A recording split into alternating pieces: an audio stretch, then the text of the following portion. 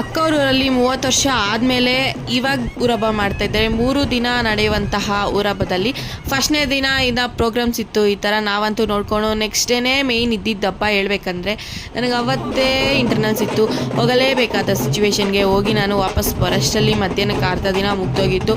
ನನಗೆ ನೋಡೋಕೆ ಏನೇನು ಸಿಗುತ್ತೋ ಊರಹಬ್ಬದಲ್ಲಿ ಎಲ್ಲ ಮತ್ತೆ ನೋಡಿಕೊಂಡು ಅವತ್ತು ಸಂಜೆ ಫುಲ್ ರಿಲೇಟಿವ್ಸ್ ಎಲ್ಲ ಬಂದಿದ್ದರು.